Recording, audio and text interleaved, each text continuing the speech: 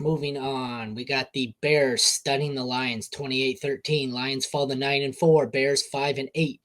Jared Goff was terrible. 20 completions for 161 yards, an interception, and 2 touchdowns. He continues to turn the ball over at a ridiculous rate.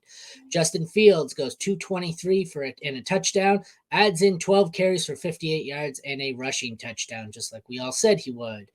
Actually, that was a little lower than I expected, but still almost 60 yards is pretty solid. Jahmyr Gibbs goes 66 yards and a touchdown on the ground, 3 for 16 through the air. David Montgomery, 10 for 66 and 3 for 19. Deonta Foreman goes 11 carries, 50 yards, 2 for 22.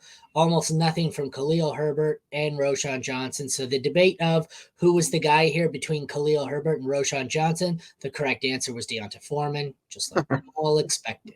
Yeah. The receivers, the pass catchers all around were kind of funky for Detroit. Josh Reynolds leads the way with 3 for 44 and is only usable because of a touchdown. 3 for 21 from St. Brown, which killed me. Khalif Raymond goes 3 for 15. Nobody else relevant on that side. DJ Moore goes 3 for 20 and a touchdown on the ground. 6 for 68 and a touchdown through the air. Was a stud. 2 for 44 for Mooney. We'll move down to the tight ends where Sam Laporta killed a lot of us. He goes 2 for 23. Cole Kmet goes 5 for 66. No touchdown, but a pretty solid game. Riley Patterson does nothing. Cairo Santos goes 3 for 3 on field goals, and he was tolerable. The Lions' defense didn't kill you, but they weren't great with 7.5 points.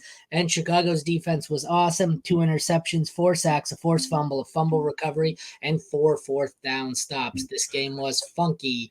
DJ Moore seems to be the most consistent asset. I don't know what the hell happened. I thought Laporta and St. Brown were almost matchup proof in this offense.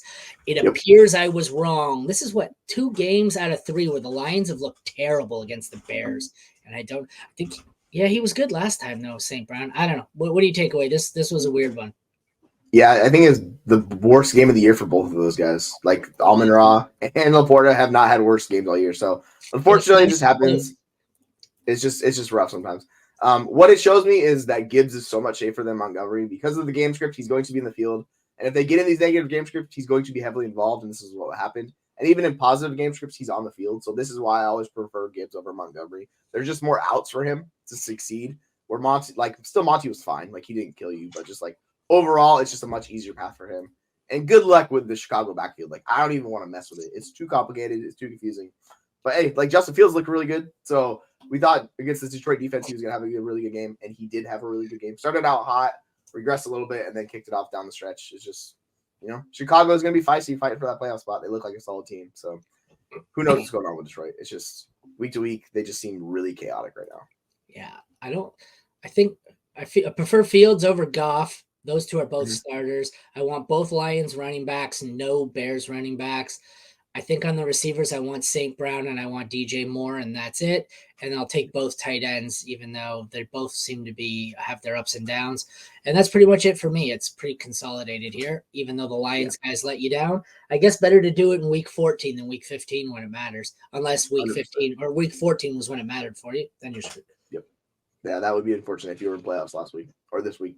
Or you needed to win to get into the playoffs last week, this week or whatever. Yeah, you're counting on the guys. Yeah, because if you're rolling out the lineup of Laporta, Amon-Ra St. Brown, Mike Evans, and you're just like, that's not playoffs for me. This is unfortunate. That was my, not Scott Fishbowl, that was my Frankenstein league. Mike Evans, Amon-Ra St. Brown, Trevor Lawrence, Sam Laporta. I have Raheem Mostert still, but it's not pretty. So at least you had Lawrence go well. But yeah, the rest of the guys, it's just like, yikes.